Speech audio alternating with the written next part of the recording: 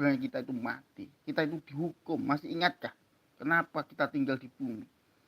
Karena Nabi Adam alaihissalam tergelincir oleh iblis cucu rayunya bersama Hawa, yaitu memakan buah kuti. Akhirnya Allah murka dan Hawa dan Adam diturunkan dari surga menuju ke muka bumi. Inilah bentuk suatu hukuman. Seperti iblis juga dihukum, dilempar dari surga gara-gara iblis tidak mau apa? Tidak mau taat pada Allah. Perintah Allah SWT dilanggar supaya iblis menghormati Adam alaihissalam, tetapi iblis tidak mau menghormatinya, menentangnya. Itu juga Adam alaihissalam memakan buah kuti.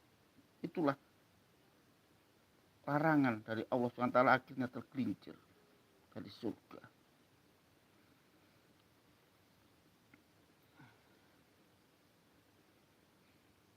Jadi kita harus punya kesadaran hakikat hidup, bahwa hidup itu hanya sementara, hidup itu hanya mampir ngombe,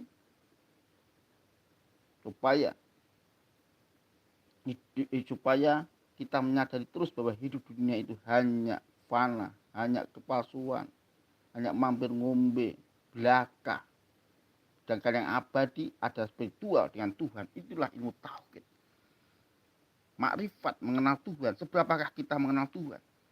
Sudahkah kita mencapai ilmu yakin, mencapai alul yakin, mencapai aku yakin? Sudahkah segitu? Atau keimanan kita masih tipis? Kita belum mengakui hal-hal semacam itu. Bahkan kita jauh dari Tuhan, dari Allah Subhanahu wa Ta'ala. Maka manunggaling kul Gusti merupakan suatu bentuk bagaimana penyatuan manusia dengan Tuhan. Menyatu apanya? Menyatu hati dan jiwa kita, dan menyadari bahwa kita adalah bagian dari Tuhan. Bagian dari apa? Bagian dari ciptaan, dan bagian dari kita adalah sebagai hamba Allah Subhanahu wa Ta'ala. Ini pengakuan. Ketulusan dan keikhlasan ini penting ya, untuk mencapai manunggaling kul Gusti, yaitu ketulusan dan keikhlasan. Kita selalu ikhlas, berusaha ikhlas di dalam kehidupan ini. Ketika kita diuji coba, diberi ujian kepada Allah Ta'ala, kita selalu ikhlas menerimanya walaupun itu sulit.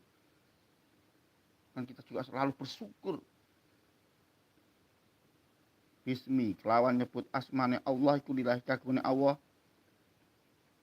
Ar-Rahmani, kang welas asih ing donya, Ar-Rahimi, kang welas asih ing akhirat bloko. Jadi kita supaya berusaha bahwa Allah ada Tuhan semesta alam, maka untuk itu kita selalu menyebut namanya.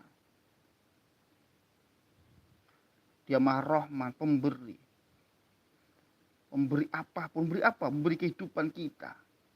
Ar-Rahim, itu Maha Pengasih. Kita mengakui bahwa suatu nanti kita akan dikisap semua, dipertanggungjawabkan hidup kita di dunia. Maka disitulah Allah Maha Rahim. Semoga Allah menyelamatkan kita di mana? Di dunia maupun di akhirat.